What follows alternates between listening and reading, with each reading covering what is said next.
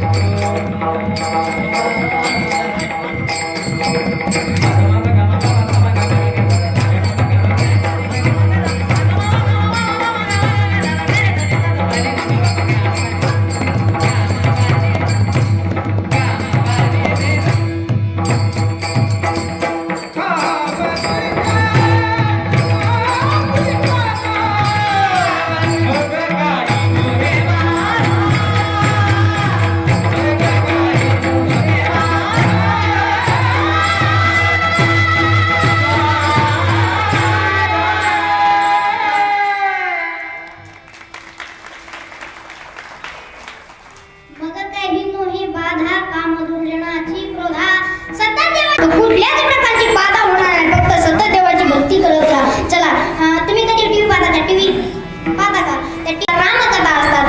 त्या रामकथेमध्ये संत मोरारी बापू इतका दृष्टांत देतात आता दृष्टांत देतात हिंदीत पण सांगतो मराठीत कारण आम्ही हिंदी पण हेलपाटे करतो. संत मोरारी बापू म्हणले आजकालचे लोक मरतील पण देवाची भक्ती करणार नाहीत. इतके लोक देवाच्या विरोधात आहेत. आजकाल कशाचे महाराज इतके लोक देवाच्या विरोधात आहेत महाराज. एका कुटुंबामध्ये एक बाई जन्माला आली होती. इतकी देवाच्या विरोधात तिच्यासमोर जर कोणी नामस्मरण नाही केलं ना मुडकं कापायची इतकी देवाच्या विरोधात. परंतु गावामध्ये अखंड हरिनाम सत्य सुरू झालं तर माहेराला निघून यायची. माहेरचे लोक विचारायचे दिवाळी नाही दसरा नाही कोणचा सण नाही तू मरीच कस खाली. ती म्हणायची आमच्या गावात ते तसलं सुरू झालंय. तसलं कसलं अरे अखंड हरिनाम सत्य देवाचं नाव सुद्धा तोंडासमोर घेऊन द्यायची नाही. इतकी देवाच्या विरोधात महाराज इतकी देवाच्या विरोधात. परंतु काय देवाची लीला आहे काय देवाची लीला आहे. तिचं लग्न झालं आणि लग्न झाल्याच्या नंतर ती सासरी आली. आता सासरी म्हणलं तर सकाळी हरिपाटन रात्री झोपी गेले का काय सकाळी काकण रात्री हरिपाठ नाही म्हणलं उलट बोललो काय कळत का नाही बरोबर बघा. सकाळी काकडा आणि रात्री हरिपाठ. सासू सासरे हरिपाठाला काकड्याला जायचे. इतकी देवाच्या विरोधात. काकडा सुरू झाला नाही झाला धुणं धूप बसायची. हरिपाठ सुरू झालं तर भांडे घाशीत बसायची पण हरिपाठ आणि काकडा ऐकत नव्हती. इतकी देवाच्या विरोधात महाराज इतकी देवाच्या विरोधात. परंतु काय देवाची लीला आहे. तिच्या पोटीशी देवाने 3 मुलं जन्माला घातले. किती 3 मुलं. आता 3 मुलं एक जण मुलगुंगाचार्य होता एक जण सुंदर अशा प्रकारे गायनाचार्य होता आणि एक जण कीर्तनकार होता. आता 3 प्रकारचे 3 आणि इतकी देवाच्या विरोधात महाराज. आता तिघ जण भक्ती करायला निघाले. ही इतकी देवाच्या विरोधात. 80 वर्षाची म्हातारी झाली नामस्मरण केलं नाही महाराज. 80 वर्षाची म्हातारी आजारी पडली. आता आजारी पडल्याच्या नंतर दवाखान्यात नेली आणि डॉक्टर म्हणाले 2-3 दिवसात जाणार. आता 2-3 दिवसात जाणार म्हणल्यावर घरी आणली. बाजी झोपली आणि 3 मुलं तिच्या जवळ गेली आणि म्हणाले आई डॉक्टर म्हणाले तू 2-3 दिवसात जाणार. एकदा सुद्धा नामस्मरण केलं नाही. जाता जाता एकदा ते राम म्हण. जाता जाता रामकृष्ण हरी म्हण. काहीतरी म्हण ना. महाराज म्हातारी इतकी खतरा होती. म्हातारी का म्हणले अरे काट्यांनो आयुष्यात कधी त्याचं नाव घेऊन तोंड वाटलं नाही. मरता मरता कशाला वाटलं.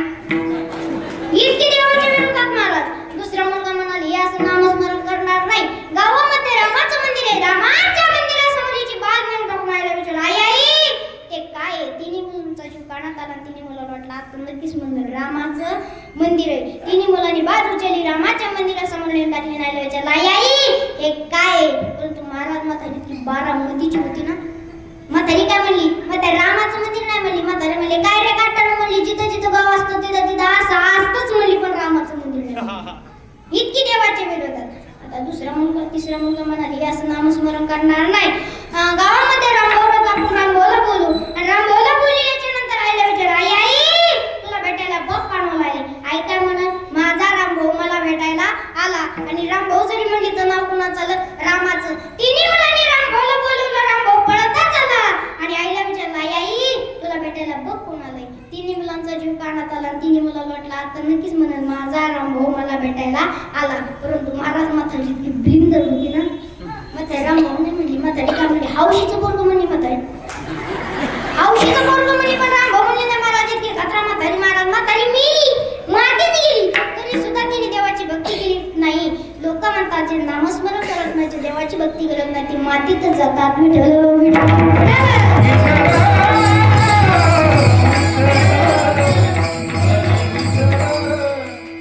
तुम्हाला जर तसं मातीत जायचं नसेल ना, तर सतत देवाची भक्ती केली पाहिजे आणि सतत देवाचं नामस्मरण केलं पाहिजे. चला, बरेचशी वर्ष झाली एक मीराबाई म्हणून केली महाराज. राजाची कन्या होती महाराज मीराबाई, राजाची कन्या.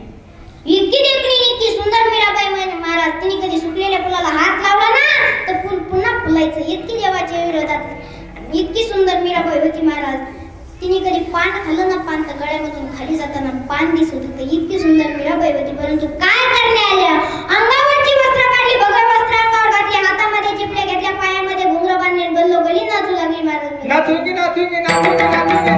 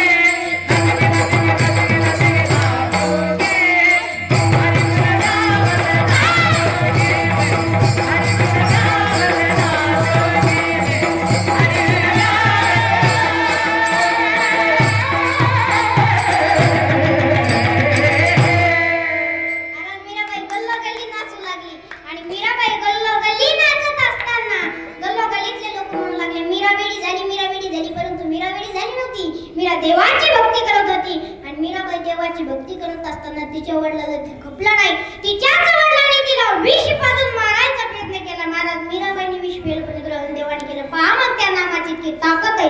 मग तुम्ही जर तशी भक्ती करत असता, तुम्ही जर नामस्मरण करत असताल तर तुम्हाला कुठल्याच प्रकारची बाधा होणार नाही. फक्त सतत देवाची भक्ती केली पाहिजे आणि सतत देवाची प्राप्ती केली पाहिजे. विठ्ठल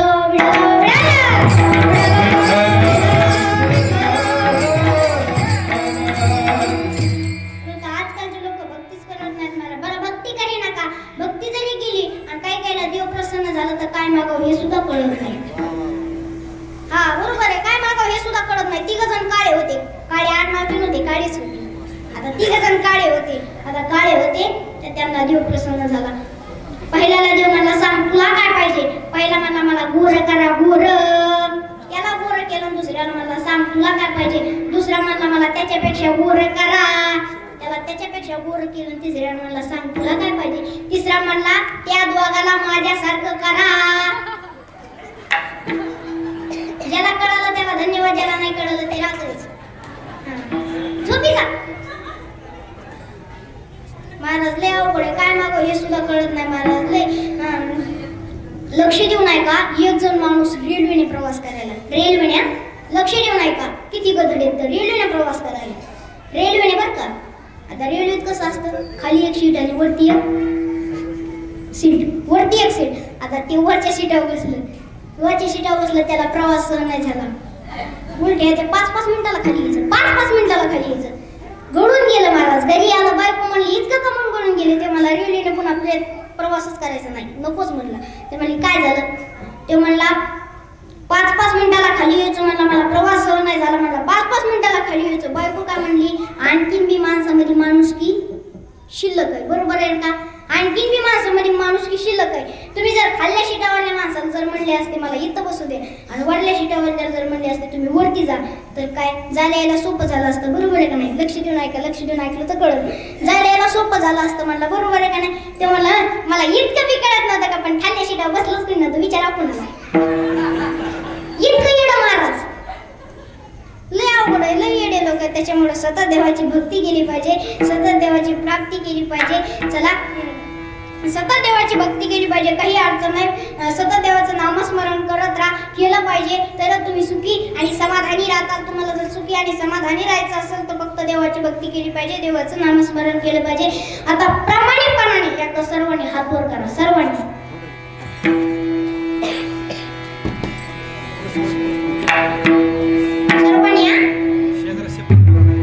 सर्वांनी हात वर करा, सर्वांनी.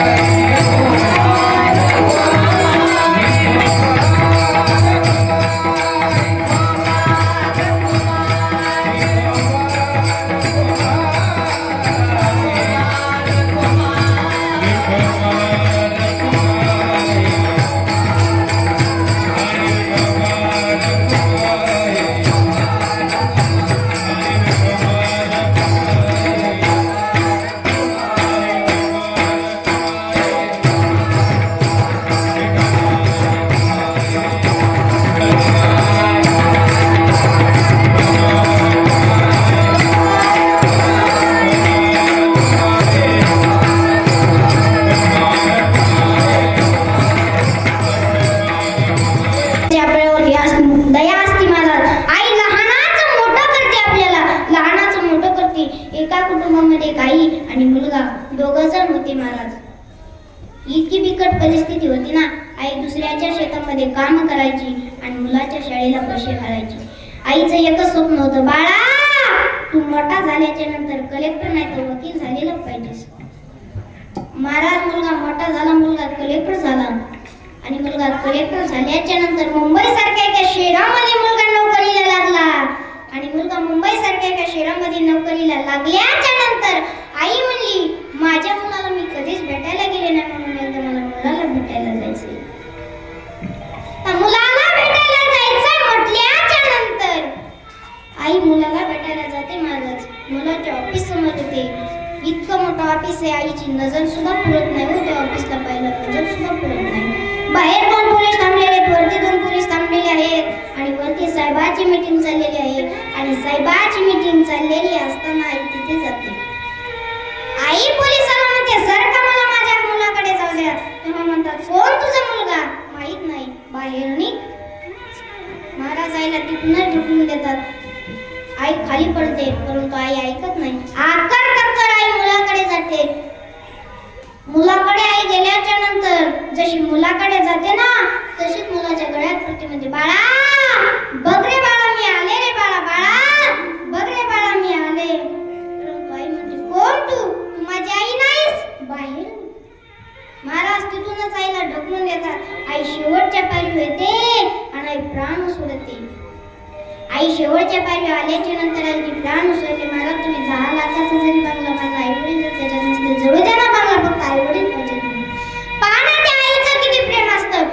परंतु तुम्हाला एक सांगू का, जितकं आईचं प्रेम असतं ना तितकंच वडिलाचं सुद्धा प्रेम असतं महाराज.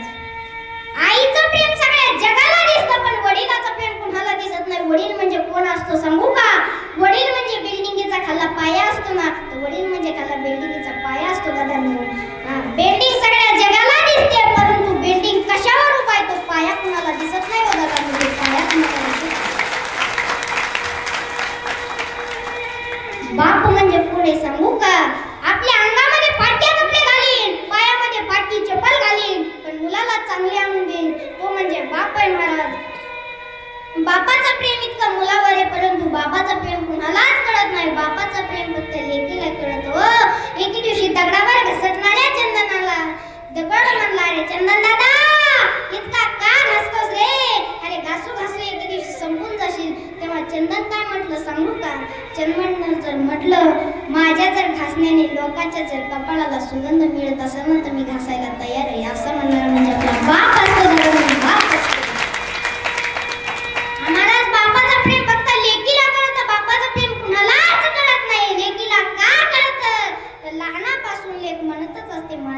मुलीला अशा घरी देणार नाही बरं का. माझ्या मुलीला मी चांगल्या घरी देईन, चांगल्या घरी देईन, नोकरीच्या घरी देणार, अशा तशा घरी देणार नाही. लहानपणीपासून मुलगा असं म्हणतच असतो हो दादा. म्हणूनच बापाला लेकीलाच बापाला प्रेम कळतं, फक्त बापाचंच प्रेम लेकीला कळतं, बाकीच्याला कुणालाच कळत नाही महाराज.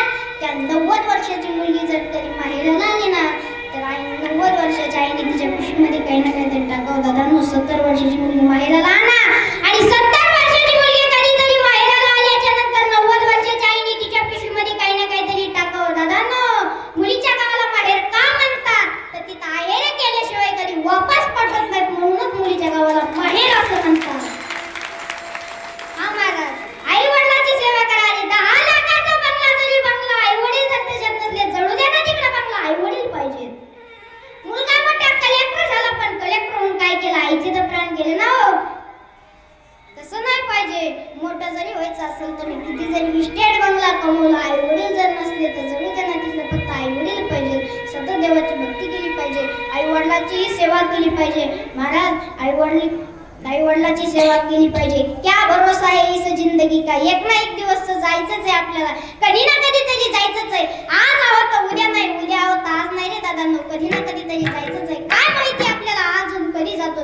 देवाच्या मनावर येते, आपल्या मनावर नाही. त्याच्यामुळे भक्ती करून घेतली पाहिजे, आनंदाने राहिलं पाहिजे. एवढंच बोलतो. सर्वांनी माझं कीर्तन लक्ष देऊन ऐकलं, तुम्हाला सर्वांना धन्यवाद देतो. सर्वांनी श्रोते मंडळींनी माझं कीर्तन लक्ष देऊन ऐकलं, तुम्हाला सर्वांना धन्यवाद देतो. एवढंच बोलतो. सुंदर अशा प्रकारे सर्वांनी माईक सिस्टीम, सुंदर अशा प्रकारे मंडप, 7 दिवस इतकं सुंदर असे नियोजन होणार आहे. तुम्हाला सर्वांना धन्यवाद देतो. सर्व श्रोते मंडळी माझ्या कीर्तनावर उपस्थित आहेत, तुम्हाला सर्वांना धन्यवाद देतो. सर्वांना कान करून तुम्ही लक्ष देऊन माझं कीर्तन ऐकलं, तुम्हाला धन्यवाद देतो. सर्वांना तुम्हाला धन्यवाद देतो. सर्वांचे कान करून तुम्ही लक्ष देऊन माझं कीर्तन ऐकलं, तुम्हाला सर्वांना धन्यवाद देतो. मला डिस्टर्ब मध्ये करू नका, शांत राहा. सर्वांचे कान करून माझं कीर्तन तुम्ही लक्ष देऊन ऐकलं, तुम्हाला सर्वांना धन्यवाद देतो. आताच कुणी उठू नका, शांत बसा. जो मंडपाच्या बाहेर जाईल त्याला चिकनगुन्हे होईल, आता सांगून होतो.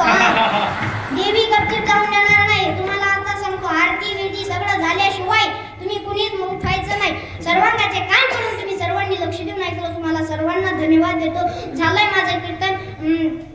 जे काही मी बरोबर सांगितलं ते आमच्या अंकुश गुरुजीचं आहे. जे काही चुकीचं बोललो ते माझ्या बुद्धीचे दोष, मुलाचं अंतकरण करून मला माफ करा. तुमच्या सर्वांच्या चरणी नतमस्तक होतो आणि सेवेला इथेच पूर्णविराम देतो. ज्ञानेश्वर माऊली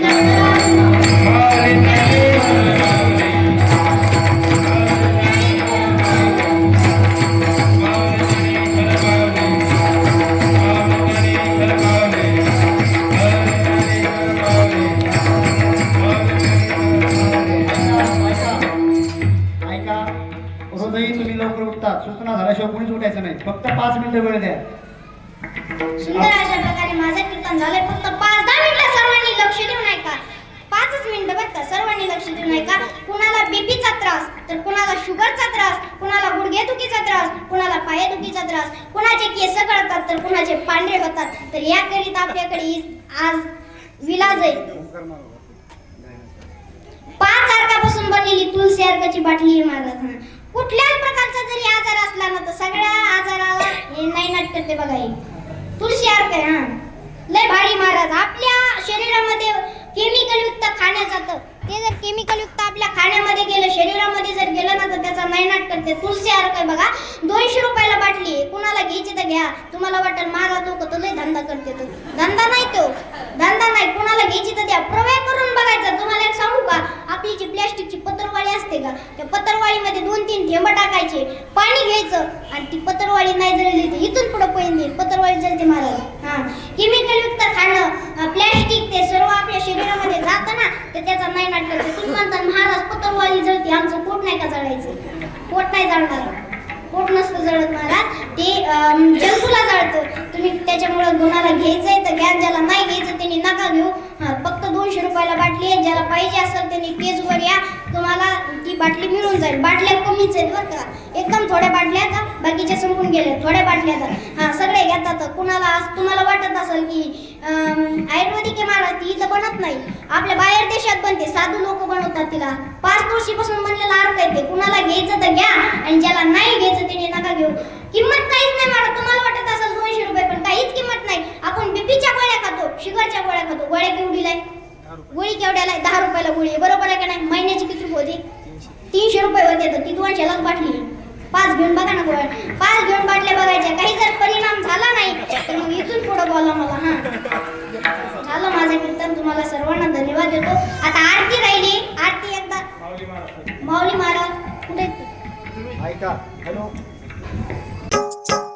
मराठी हॉटस्पॉट हो मंडळी हो, हॉटस्पॉट इथंच आहे बर का. तर मग चला चॅनलला सबस्क्राईब करा आणि घंटी नक्की वाजवा. आपल्या सगळ्यांचा मराठी हॉटस्पॉट.